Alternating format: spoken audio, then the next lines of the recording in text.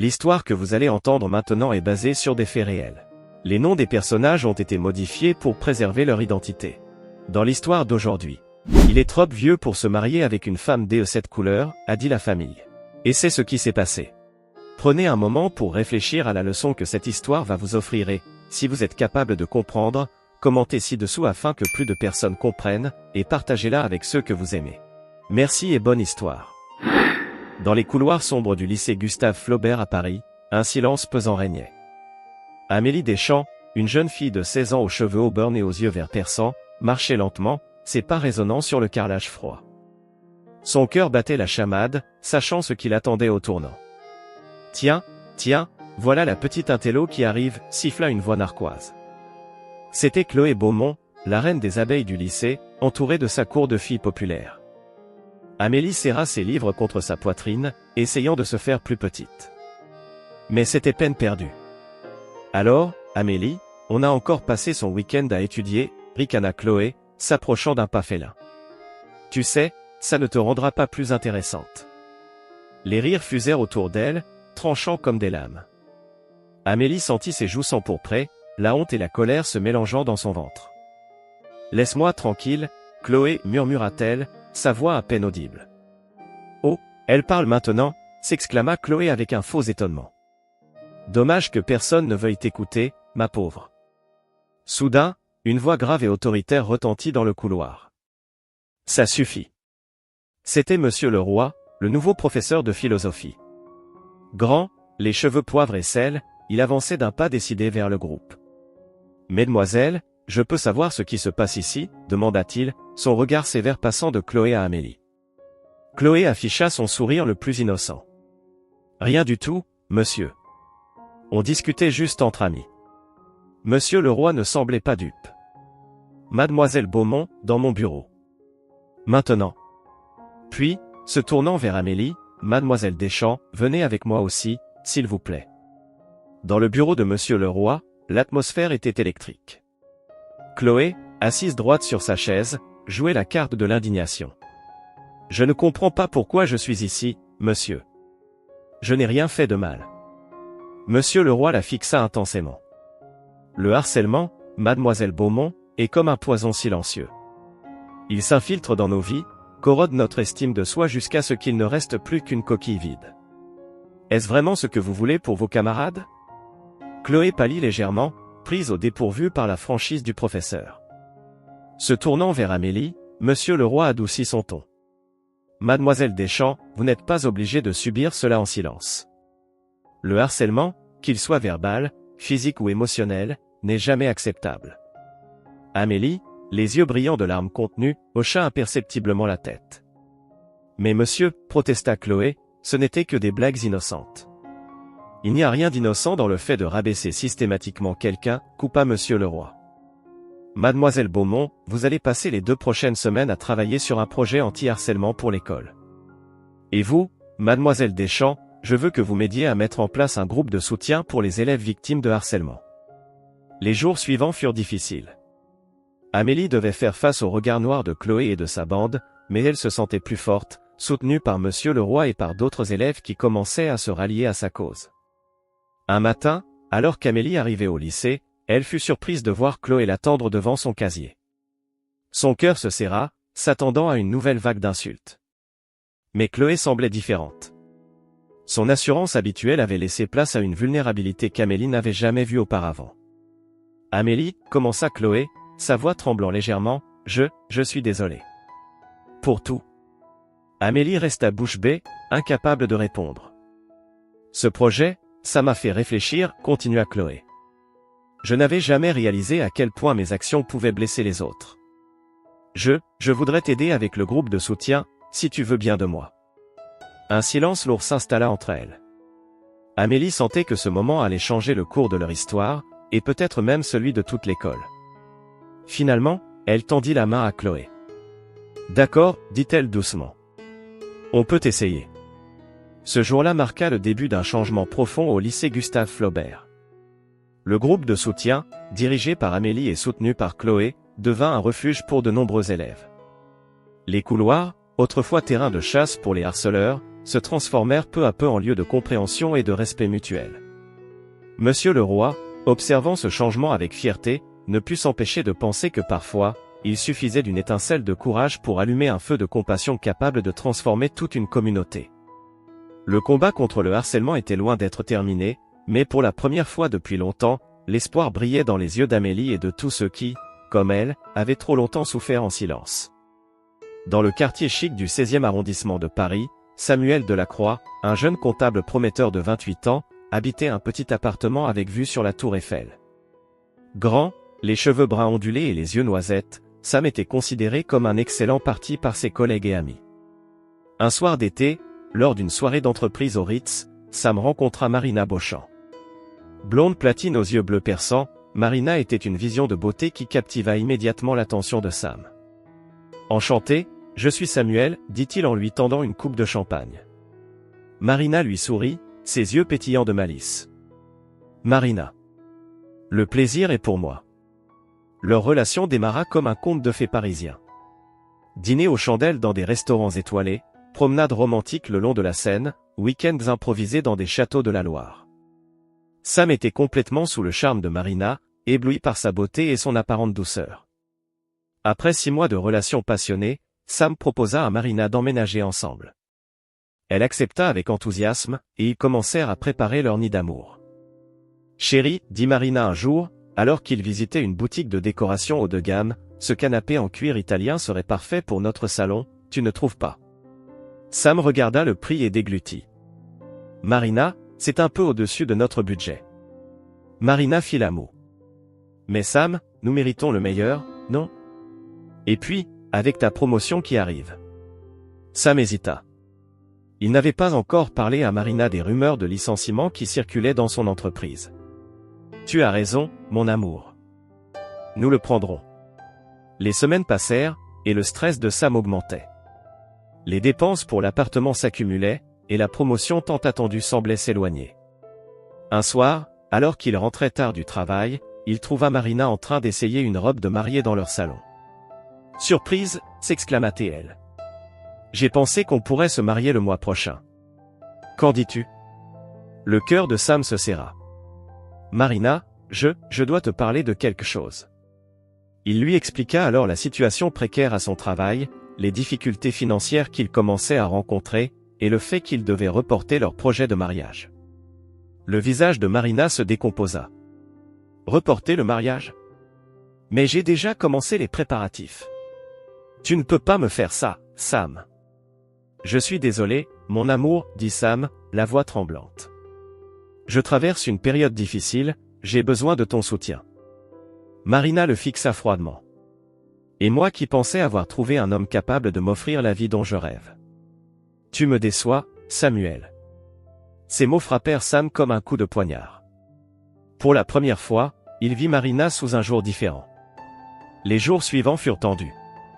Marina passait son temps au téléphone, annulant les réservations et se plaignant à ses amis. Sam, de son côté, travaillait tard, essayant désespérément de sauver son poste. Un soir, épuisé et malade, Sam rentra plus tôt que prévu. Il trouva Marina en grande conversation avec une amie dans le salon. « Je ne sais pas combien de temps je vais pouvoir supporter ça, disait Marina. J'ai besoin d'un homme qui puisse m'offrir le style de vie que je mérite. Si Samuel ne se ressaisit pas rapidement, je devrais peut-être chercher ailleurs. » Le cœur de Sam se brisa en 1000 morceaux. Silencieusement, il quitta l'appartement et erra dans les rues de Paris, sous une pluie battante. Après des heures de réflexion, trempé jusqu'aux os, Sam prit une décision. Il rentra chez lui, déterminé. « Marina, dit-il en entrant dans l'appartement, nous devons parler. » Marina, surprise par son ton, le regarda avec inquiétude. « Que se passe-t-il, chérie ? » « C'est fini, déclara Sam, sa voix tremblante mais ferme. « J'ai été aveuglé par ta beauté, par l'illusion d'une vie parfaite. Mais maintenant je vois clair. Tu ne m'aimes pas, tu aimes l'idée de ce que je pourrais t'offrir. » Marina, prise au dépourvu, tenta de se justifier. « Mais Sam, bien sûr que je t'aime. Comment peux-tu dire ça ? » « Je t'ai entendu, répondit Sam, ce soir, avec ton ami. J'ai tout entendu. » Le visage de Marina pâlit. « Sam, Ce n'est pas ce que tu crois. » Mais Sam ne voulait plus entendre ses excuses. « S'il te plaît, pars. Je ne peux plus vivre dans ce mensonge. » Les larmes aux yeux, Marina rassembla ses affaires et quitta l'appartement, laissant derrière elle un Sam brisé mais soulagé. Les mois qui suivirent furent difficiles pour Samedi. Il luttait contre la dépression, tout en essayant de se reconstruire professionnellement et personnellement. Mais au fond de lui, il savait qu'il avait pris la bonne décision. Un jour, alors qu'il prenait un café sur une terrasse des Champs-Élysées, Sam aperçut Marina au bras d'un homme plus âgé, vêtu de vêtements de luxe et arborant un énorme diamant à son doigt. Leurs regards se croisèrent brièvement, et Sam ressentit un mélange de tristesse et de soulagement. Il réalisa alors que les apparences pouvaient être trompeuses, et que le véritable amour ne se mesurait pas en carats ou en euros. Fort de cette leçon, Sam était prêt à ouvrir un nouveau chapitre de sa vie, en quête d'un amour authentique et sincère. Les mois passèrent, et Samuel Delacroix s'efforçait de tourner la page après sa douloureuse rupture avec Marina. Il se plongea dans son travail, gravissant peu à peu les échelons de sa société comptable. Un matin d'automne, alors que les feuilles dorées tourbillonnaient dans les rues de Paris, Sam fut convoqué dans le bureau de son patron, Monsieur Lefebvre. Samuel, annonça Monsieur Lefebvre avec un sourire, « J'ai une excellente nouvelle. Vous êtes promu chef de projet pour notre nouveau client, Afrique Innovation. Vous travaillerez en étroite collaboration avec leur représentante, Mademoiselle Sia Diallo. » Le cœur de Sam fit un bond. Une promotion. Enfin, ses efforts payaient. « Merci beaucoup, monsieur. Je ne vous décevrai pas. »« J'en suis certain, » répondit Monsieur Lefebvre. « Mademoiselle Diallo vous attend dans la salle de conférence pour une première réunion. » Sam se dirigea vers la salle de conférence, nerveux mais excité. Lorsqu'il ouvrit la porte, il fut immédiatement frappé par la présence de la jeune femme qui se tenait devant la fenêtre. Sia Diallo se retourna, et Sam sentit son souffle se couper. Elle était d'une beauté saisissante, sa peau d'ébène contrastant avec un tailleur blanc impeccable. Ses yeux, d'un brun profond, semblaient contenir toute la sagesse du monde. « Bonjour, Monsieur Delacroix, dit-elle d'une voix mélodieuse avec un léger accent. « Je suis Sia Diallo, ravi de faire votre connaissance. » Sam mit quelques secondes à retrouver sa voix. « Enchanté, Mademoiselle Diallo. Je suis impatient de travailler avec vous sur ce projet. » Leur réunion fut productive, et Sam fut impressionné par l'intelligence et le professionnalisme de Sia. Au fil des semaines, ils développèrent une complicité professionnelle qui se transformait peu à peu en une amitié sincère. Un soir, alors qu'ils travaillaient tard sur un dossier complexe, Sia proposa à Sam de prendre une pause et d'aller dîner dans un petit restaurant sénégalais du quartier. « J'aimerais vous faire découvrir un peu de ma culture, » dit-elle avec un sourire chaleureux. Sam accepta avec joie, curieux d'en apprendre davantage sur cette femme fascinante. Le restaurant était un havre de paix aux couleurs chaudes et aux senteurs épicées. Alors qu'il dégustait un délicieux mafé, Sia commença à se confier. « Vous savez, Samuel, ce n'a pas toujours été facile pour moi ici à Paris, » dit-elle, son regard perdu dans le lointain. « Quand je suis arrivé de Dakar pour mes études, j'ai dû faire face à beaucoup de préjugés. » Sam l'écouta attentivement, sentant son cœur se serrer face à la douleur qu'il percevait dans sa voix. « Les gens me regardaient souvent de travers, » continua Sia. « Certains professeurs doutaient de mes capacités, des camarades de classe m'évitaient. J'ai même entendu des remarques racistes dans les couloirs. »« C'est horrible, » murmura Sam, choqué. « Je suis vraiment désolé que vous ayez dû vivre ça. » Sia lui sourit tristement. « C'est malheureusement le quotidien de beaucoup de personnes de couleur ici. Mais j'ai décidé de ne pas me laisser abattre. Chaque obstacle n'a fait que renforcer ma détermination. » Sam admirait la force et la résilience de Sia. Il réalisa à quel point il avait été naïf et ignorant des difficultés que pouvaient rencontrer les personnes issues de minorités. Au fil des semaines, Sam et Sia se rapprochèrent de plus en plus. Ils partageaient des cafés, des déjeuners, et même des week-ends à travailler sur leurs projets. Sam se surprit à penser de plus en plus souvent à Sia, à admirer sa gentillesse, son intelligence et sa beauté. Un jour, alors qu'il célébrait la signature d'un contrat important, Sam réalisa qu'il était tombé amoureux de Sia. Cette prise de conscience le frappa comme un coup de foudre. Cependant, la peur le paralysait. Et si Sia ne ressentait pas la même chose? Et si leur différence de culture était un obstacle insurmontable? Perdu dans ses pensées, Sam ne remarqua pas le regard inquiet de Sia. Samuel? Tout va bien? Demanda-t-elle doucement.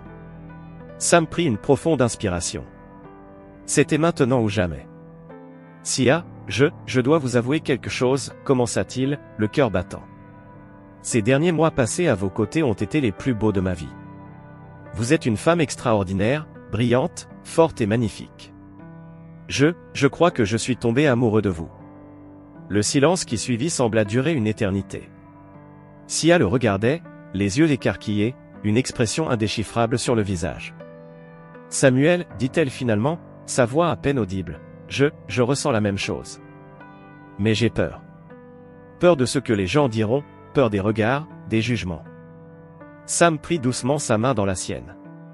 Sia, je me fiche de ce que les gens peuvent penser.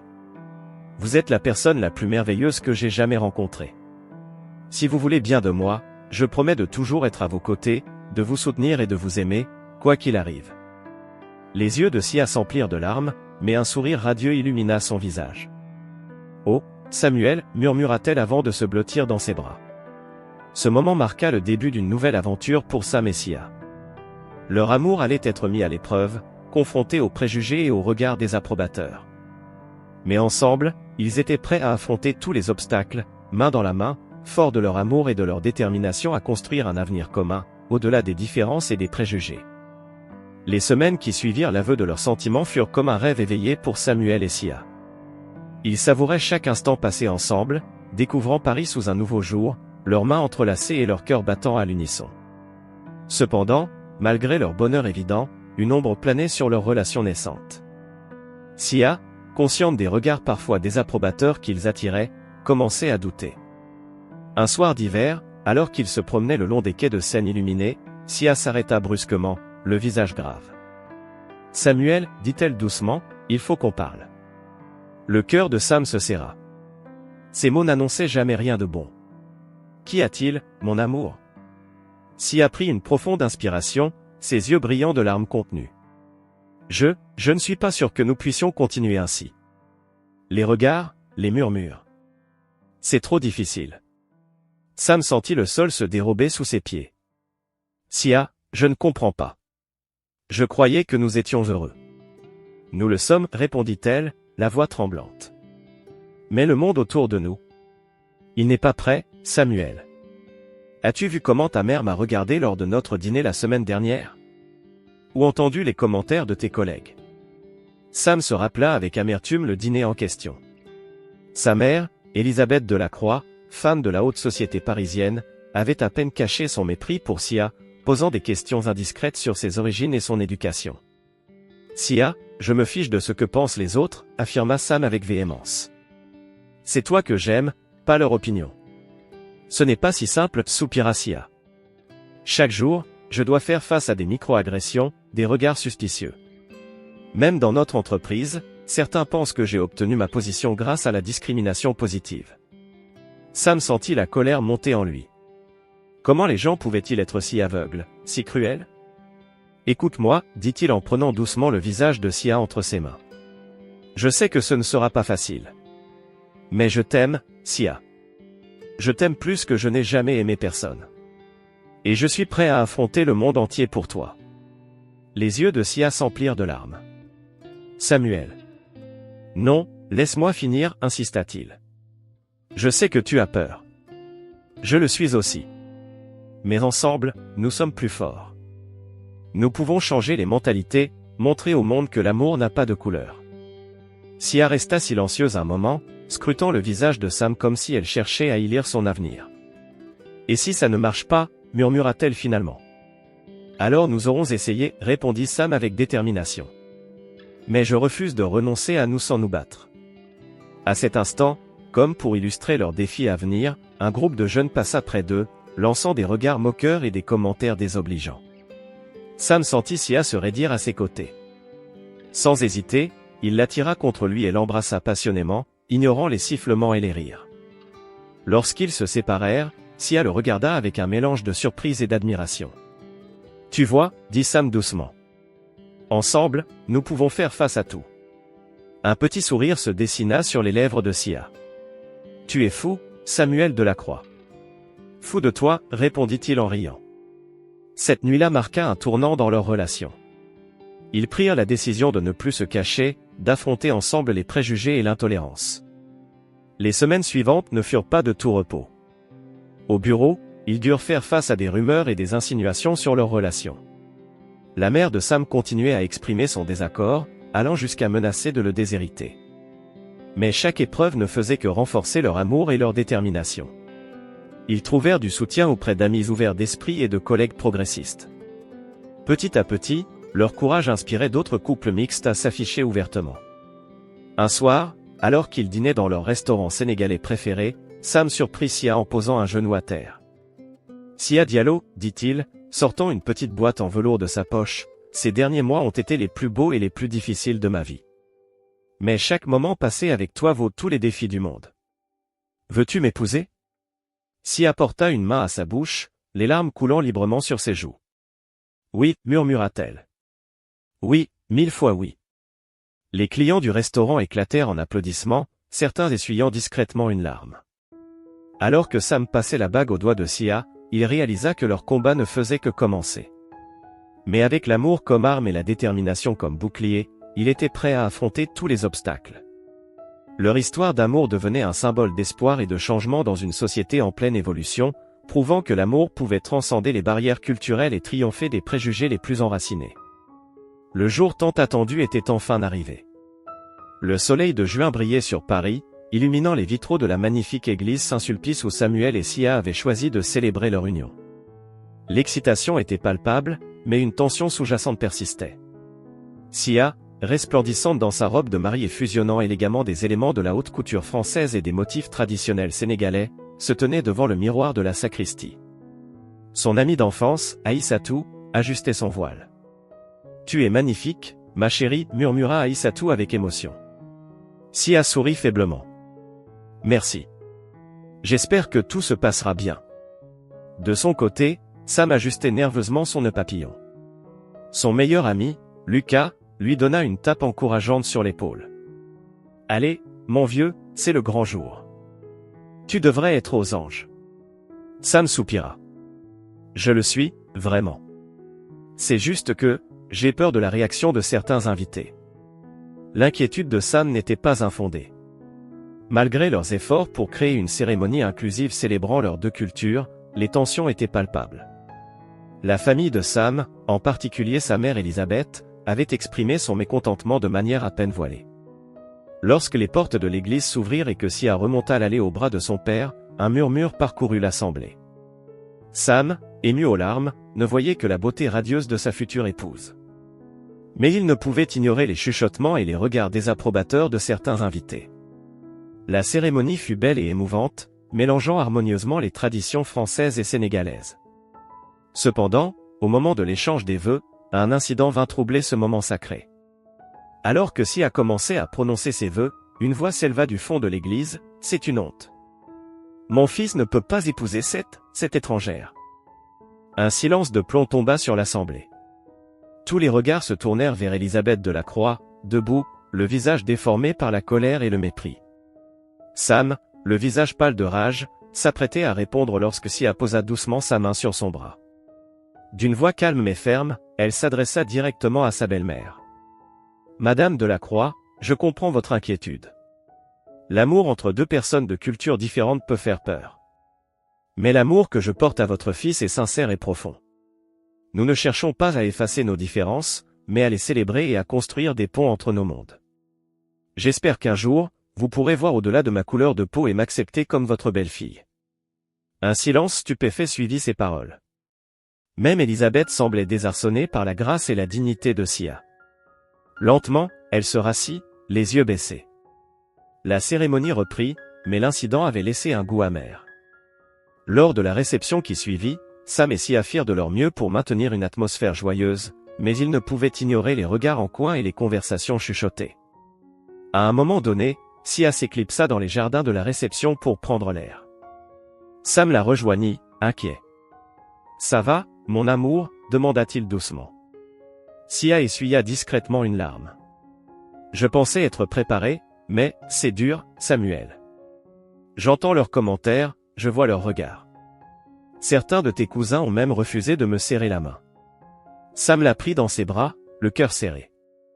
Je suis tellement désolé, Sia. Mais il fut interrompu par l'arrivée de son père, Antoine Delacroix. Le vieil homme, qui était resté silencieux tout au long de la journée, s'approcha du couple. Sia, dit-il d'une voix émue, je voulais vous dire, je suis désolé pour le comportement de ma femme, et pour tous ceux qui n'ont pas su voir la beauté de votre union. Je vois à quel point vous rendez mon fils heureux, et c'est tout ce qui compte pour moi. Bienvenue dans la famille. Il ouvrit maladroitement les bras, et Sia s'y blottit, ému aux larmes. Sam regardait la scène, le cœur gonflé d'amour et d'espoir. Ce moment marqua un tournant dans la soirée. Peu à peu, inspirés par le geste d'Antoine, d'autres invités vinrent présenter leurs excuses et leurs félicitations sincères au couple. Alors que la nuit tombait sur Paris et que les dernières notes de musique résonnaient, Sam et Sia dansaient, enlacés, sous les étoiles. Malgré les difficultés, ils avaient réussi à transformer leur mariage en une célébration de l'amour et de la tolérance. Nous avons réussi, murmura Sam à l'oreille de sa femme. Sia sourit, ses yeux brillants d'amour et de détermination. Ce n'est que le début, mon amour. Mais ensemble, nous pouvons tout affronter. Leur mariage, malgré les moments difficiles, était devenu un symbole d'espoir et de changement. Il avait ouvert les yeux de nombreuses personnes et posé les bases d'un dialogue nécessaire sur l'acceptation et la diversité dans la société française. 3 ans s'étaient écoulés depuis le mariage de Samuel et Sia Delacroix. Leur amour avait surmonté les obstacles, inspirant de nombreux couples à travers la France. Ils étaient devenus des figures emblématiques de la lutte contre les préjugés, donnant des conférences et participant à des événements promouvant la diversité. Cependant, le destin avait d'autres plans pour mettre leur amour à l'épreuve. Un matin d'automne, Sam se réveilla avec une douleur lancinante au flanc gauche. Inquiète, Sia insista pour qu'il consulte un médecin. Après une batterie de tests, le diagnostic tomba comme un coup près, une grave insuffisance rénale. Sam avait besoin d'une greffe de rein rapidement. Monsieur Delacroix, expliqua le docteur Moreau, votre état est critique. Nous devons vous mettre sur la liste d'attente pour une greffe, mais je dois vous avertir que le temps presse. Sia, assise à côté de Sam, serrait sa main si fort que ses jointures en étaient blanches. N'y a-t-il pas d'autres options, docteur, demanda-t-elle, la voix tremblante. Eh bien, hésita le médecin, un don de rein d'un proche compatible serait la solution idéale. Mais c'est une décision très personnelle et risquée. Sans une seconde d'hésitation, Sia s'exclama, je veux être testé pour la compatibilité. Sam la regarda, choqué. Sia, non. Je ne peux pas te demander ça. Tu n'as rien à me demander, répondit-elle fermement. C'est ma décision. Les jours suivants furent un tourbillon de tests et d'examens. Contre toute attente, Sia s'avéra être une donneuse compatible. Cependant, elle garda cette information secrète, sachant que Sam refuserait catégoriquement son sacrifice. La veille de l'opération, Sia prit une décision déchirante. Elle rédigea une lettre à Sam, expliquant son choix, et la confia à l'infirmière avec pour instruction de la lui remettre après l'intervention. Le matin de l'opération arriva. Sam, croyant qu'il allait recevoir le rein d'un donneur anonyme, embrassa tendrement Sia avant d'être emmené au bloc. « Je t'aime, murmura-t-il. Je serai bientôt de retour. » Sia retint ses larmes. « Je t'aime aussi. Plus que tout au monde. » Les heures qui suivirent furent les plus longues de la vie de la famille Delacroix. Étonnamment, Elisabeth, la mère de Sam, était présente, rongée par l'inquiétude et le remords. Finalement, le docteur Moreau sortit du bloc opératoire, un sourire fatigué aux lèvres. L'opération s'est bien passée. Monsieur Delacroix est en salle de réveil. Un soupir de soulagement collectif emplit la salle d'attente. Mais le soulagement fut de courte durée lorsque l'infirmière remit la lettre de Sia à Sam, qui venait de reprendre conscience. Les mains tremblantes, il lut les mots de sa femme. « Mon amour. Quand tu liras ces mots, l'opération sera terminée. Le rein que tu as reçu n'est pas celui d'un inconnu, mais le mien. Je sais que tu aurais refusé si je te l'avais dit, mais je ne pouvais pas rester sans rien faire alors que je pouvais te sauver. Notre amour a toujours été plus fort que tout. Aujourd'hui, je te donne une partie de moi, littéralement. Prends en soin, comme tu as toujours pris soin de mon cœur. Je t'aime, pour toujours. Sia. » Les larmes coulaient librement sur les joues de Sam. « Où est-elle » demanda-t-il d'une voix brisée à l'infirmière. Je dois la voir. C'est alors qu'Élisabeth, qui avait écouté la lecture de la lettre, s'effondra en sanglots. Mon Dieu, qu'ai-je fait? Comment ai-je pu être si aveugle? Elle s'approcha du lit de son fils, les yeux rougis. Samuel, je suis tellement désolé. Pour tout. Sia est la femme la plus extraordinaire que j'ai jamais rencontrée. Elle t'a sauvé la vie, alors que moi, j'ai passé des années à essayer de vous séparer. Sam regardait sa mère, stupéfait par ce revirement inattendu. À ce moment, le docteur Moreau entra dans la chambre. Monsieur Delacroix, votre femme est réveillée.